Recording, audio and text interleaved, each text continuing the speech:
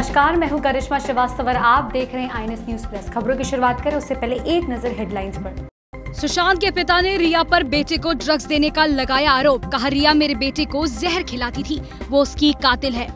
Supreme court से भगोड़ा कारोबारी विजय माल्या को मिली राहत। $40 मिलियन ट्रांसफर मामले पर सुनवाई करते हुए फैसला रखा सुरक्षित। रोक के बावजूद अपने खाते में ट्रांसफर की थी रकम। बाहुबली विधायक मुख्तार अंसारी के इमारत में चला बुलडोजर। लखनऊ में बने मुख्तार अंसारी के मकान को किया जमींदोज। सीएम योगी ने कहा, माफिया मुख्तार अंसारी के काले साम्राज्य के अंत का समय आ गया है। एक्टर सुशांत सिंह राजपूत के पिता के सिंह ने आज एक वीडियो जारी किया है। इस वीडियो के जरिए उन्होंने साफ कहा है कि रिया चक्रवर्ती उनके बेटे को जहर देती थी और उन्होंने ही उनके बेटे को मारा है। इसके साथ ही इस 15 सेकंड के वीडियो में उन्होंने दरख्वास्त की है सीबीआई से कि रिया और उनके साथियों को जल्द से जल्द गिरफ्तार किया जाए। देखिए रिपोर्ट।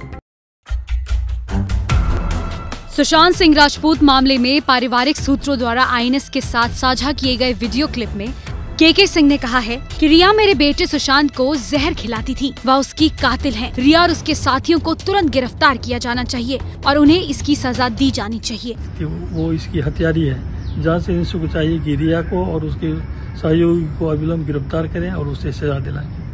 बॉलीवुड अभिनेता सुशांत सिंह राजपूत की मौत की जांच कर रही सीबीआई अब इस बात की जांच कर रही है कि क्या रिया चक्रवर्ती अपने बॉयफ्रेंड सुशांत सिंह राजपूत की कॉफी में जानबूझकर खुद से ड्रग्स मिलाती थी या किसी के इशारे पर ऐसा कर रही थी।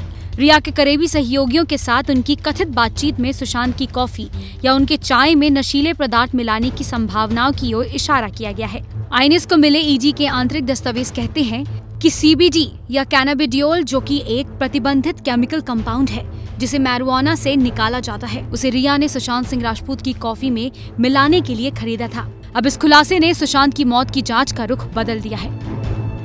Bureau report, INS TV. Actor Sushant Singh Rajput के केस में रोजाना कोई ना कोई नया खुलासा जरूर होता है। इसी कड़ी में सुशांत सिंह राजपूत के परिवार के वकील विकास सिंह ने कुछ अहम बातें कही हैं। आइए सुनते हैं उन्होंने क्या कहा।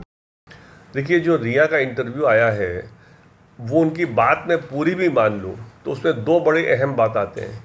एक तो बात ये है कि अगर कोई उनका इतना सीरियस मेंटल हेल्थ इशू था तो उनको फिर परिवार को बताना चाहिए था। कोई ऐसा मेंटल हेल्थ इशू, क्योंकि उनका तो कोई स्टेटस उनके साथ था नहीं। वो राजा के साथ रहना चाहती थी लेकिन रानी नहीं बनना चाहती थी। तो इसलिए ये इस तरह का जो व्यवहार होता है ना कि आप जितना फ़ायदा उठाना चाहिए उठा लीजिए, लेकिन जब आपकी कोई रिस्पॉन्सिबिलिटी का टाइम आए तो उस समय छोड़ करके भाग जाइए। तो इसलिए अगर मैं उनकी सारी बात भी मान लूँ तो उनको परिवार को बताना चाहिए था कि ये इतना बड़ा मेंटल हेल्थ इशू उनका स्टार्ट हो गया है। और पिता जब एसएमएस किया, पिता ने कहा कि हमको बात कराओ, हमको बताओ क्या है, तो उनको बताना चाहिए था। उसके बाद जब उन छोड़ने का डिसीजन लिया, निर्णय लिया, तो कम से कम एक प्रॉपर हैंडओवर करना चाहिए था किसी परिवार वालों को, बता करके कि भाई ये प्रॉब्लम चल रहा है, ये दवाइयाँ चल रही हैं, इनका ये एहतियात रखना बहुत ज़रूरी है। तो कुछ भी नहीं किया। तो इसलिए तो एक तरह से उन्होंने अपना जो हमारा केस है उसको एक तरह से उन्होंने सिद्ध कर दिया इस इंटरव्यू में। सुप्रीम कोर्ट ने आज बिजनेसमैन विजय माल्या के अवमानना मामले में अपना फैसला सुरक्षित कर लिया है। दरअसल विजय माल्या ने अवमानना मामले में 2017 में सुनाए गए आदेश पर पुनर्विचार करने का अनुरोध किया था। देखिए रिपोर्ट। भगोड़े शराब कारोबारी विजय माल्या की ओर से 2017 में अदालत की अवमानना मामले में दायर पुनर्विचार याचिका पर गुरुवार को सुनवाई की गई। सुनवाई के बाद सुप्रीम कोर्ट ने अपना आदेश सुरक्षित रख लिया। माल्या ने 2017 के फैसले के खिलाफ पुनर्विचार याचिका दाखिल की थी। $40 मिलियन अपने खाते से ट्रांसफर किए जाने पर सुप्रीम कोर्ट ने माल्या को कोर्ट की अवमानना का दोषी माना था, जबकि माल्या पर खातों से पैसे निकालने पर रोक लगाई गई थी। सुनवाई के दौरान पीठ ने कहा है कि स्पष्टीकरण को 2 सप्ताह के अंदर पेश किया जाए। साथ ही कहा कि उसके बाद समीक्षा की याचिका पर मेरिट के आधार पर विचार किया जाएगा। सुप्रीम कोर्ट में इस फैसले में चल रही सुनवाई से जुड़ा एक दस्तावेज फाइलों से गायब हो गया था, जिसके बाद जस्टिस यूयू ललित और अशोक भूषण की पीठ ने 20 अगस्त तक के लिए सुनवाई स्थगित कर दी थी, क्योंकि इस मामले में शामिल सभी पार्टियों ने नए दस्तावेज दाखिल करने के लिए और समय मांगा था। Bureau report, INS TV. Corona की रफ्तार मानो रुकने का नाम ही नहीं ले रही है। पिछले 24 घंटे में रिकॉर्ड 75,000 से ज्यादा मामले सामने आए हैं और 1,000 से ज्यादा लोगों की मौत भी हुई है, जिसके बाद आंकड़ा अब 33 लाख के पार पहुंच चुका है। देखिए रिपोर्ट। भारत में कोरोना वायरस से संक्रमण के केस लगातार बढ़ते जा रहे हैं। स्वास्थ्य मंत्रालय के गुरुवार सुबह जारी किए गए आंकड़ों के हिसाब से पिछले 24 घंटे में देश में कोरोना के अब तक के सबसे ज्यादा 75,760 नए मामले सामने आए हैं। इसी के साथ भारत में अब कोरोना संक्रमितों की संख्या 33,10,234 पहुंच गई है। इतना ही नहीं, देश में पिछले एक दिन में 1,023 लोगों की जान भी गई है और अब कुल मौतों का आंकड़ा 60,472 पर पहुंच गया है। महाराष्ट्र में बुधवार को कोरोना के सर्वाधिक 14,888 नए मरीज सामने आने के बाद संक्रमितों की कुल संख्या 7,18,711 हो गई है। वहीं पिछले 24 घंटे में कोरोना से 295 और लोगों की मौत हो गई है, जिन्हें मिलाकर महाराष्ट्र में अब तक 23,089 लोग अपनी जान इस महामारी से गंवा चुके हैं। वहीं अगर राजधानी दिल्ली की बात करें तो दिल्ली में कोरोना ने रफ्तार पकड़ ली है। दिल्ली में बुधवार को कोरोना वायरस के 1,693 नए मरीज सामने आए हैं, जबकि 17 लोगों की मौत हो गई है। इसी के साथ दिल्ली में अब तक कुल 4,347 मरीजों की मौत भी हो गई है। राजधानी में अब कुल 12,520 सक्रिय मामले हैं। राहत की बात है कि मृत्यु दर और एक्टिव केसेस रेट में लगातार गिरावट दर्ज की जा रही है, लेकिन कोरोना के आंकड़े अब बहुत तेजी से बढ़ भी रहे हैं। Bureau report, INS TV. NSUI ने JEE और नीट की परीक्षा को स्थगित करने और छात्रों के सेमेस्टर की फीस माफ करने और नो एग्जाम इन कोविड को लेकर अनिश्चितकालीन भूख हड़ताल शुरू कर दी है। देखिए ये report. National student union of India ने कोरोना काल में परीक्षाएं आयोजित करने को लेकर अनिश्चितकालीन भूख हड़ताल शुरू कर दी है। NSUI ने भूख हड़ताल सोशल डिस्टेंसिंग के साथ MHRD मुख्यालय के सामने शुरू की। NSUI ने केंद्र सरकार के आगे अपनी मांगे रखते हुए कहा कि कोरोना के इस टाइम में कोई भी परीक्षा नहीं होनी चाहिए। इन छात्रों की परेशानी को समझना होगा।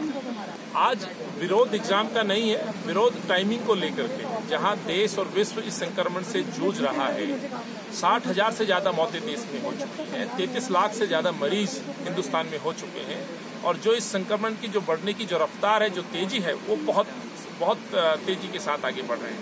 तो प्रश्न ये उठ रहा है कि आखिर नरेंद्र मोदी जी और शिक्षा मंत्री जी क्यों अपने आदेश को थोपना चाह रहे हैं छात्रों के साथ, जहां पर आप दूसरी जगह कुछ मसलों में तो आप संक्रमण का आधार बना के कुछ फैसलों को टालने की कोशिश करते हो और यहाँ पे छात्रों को आप मजबूरन एग्जाम देने की कोशिश करा रहे हो। आप ये नहीं सोच पा रहे हो कि देश के अंदर भौगोलिक स्थिति हर प्रदेश की अलग अलग है। मौसम की मार पड़ी हुई है। आज बिहार में देखें, उत्तर प्रदेश में देखें, पूरा नॉर्थ ईस्ट देखें, उत्तराखंड देखें, आप किसी भी राज्य में जाएं, आज बाढ़, आंधी, तूफान, उसके बाद सड़कें डिस्टर्ब हैं, पुल टूट रहे हैं और सबसे बड़ी चिंता की बात ये, जहाँ सेंटर्स बनाए जा रहे हैं, क्या वहाँ पे इतने रूम्स की फैसिलिटीज है, रुकने की व्यवस्था नहीं है और आप 25 लाख से ज्यादा बच्चे इसमें अपेयर होंगे, उनको आप एक तरफ से संक्रमण की आप आग में झोंकने का काम ही सरकारें कर रही है। कोरोना वायरस का कहर लगातार तेजी से बढ़ रहा है। ऐसे में NSUI की केंद्र सरकार से ये मांग है कि सितंबर के महीने में होने वाली नीट और JEE की परीक्षाएं तुरंत स्थगित की जाएं। सभी कॉलेज, स्कूल और विश्वविद्यालय के छात्रों की एक सेमेस्टर की फीस भी माफ की जाए। Bureau report, INS news. LDA ने गुरुवार को पूर्वांचल के दबंग नेता मुख्तार अंसारी के खिलाफ बड़ी कार्रवाई की है। दरअसल मुख्तार अंसारी के बेटों का घर लखनऊ पर है, जिस पर LDA ने बुलडोजर चलवा दी। घर गिरने के बाद पुलिस अब सारे सामानों की जांच में जुटी हुई है। देखिए रिपोर्ट। उत्तर प्रदेश में बाहुबली माफियाओं के खिलाफ योगी सरकार ने जबरदस्त अभियान छेड़ रखा है। इसी सिलसिले में लखनऊ विकास प्राधिकरण ने गुरुवार को पूर्वांचल के दबंग माफिया मुख्तार अंसारी के खिलाफ बड़ी कार्रवाई की है। सवेरे ही लखनऊ के डालीबाग में बने मुख्तार अंसारी के बेटों की 2 मंजिला इमारत को प्राधिकरण के आदेश पर जमींदोज किया गया है। इमारत गिराने के लिए LD और पुलिस प्रशासन समेत 250 से अधिक पुलिसकर्मी और 20 से अधिक JCB लगी रही। इसके लिए LDA ने सवेरे बुलडोजर चलवाकर माफिया की इमारत को ध्वस्त किया। बता दें कि मुख्तार अंसारी के दोनों बेटों अब्बास और उमर अंसारी ने दूसरों की संपत्ति पर कब्जा कर इमारत बना ली थी, जिसके बाद ये कार्रवाई की गई है। Bureau report, INS TV. Uttar Pradesh से एक बार फिर शर्मसार करने वाली घटना सामने आई है।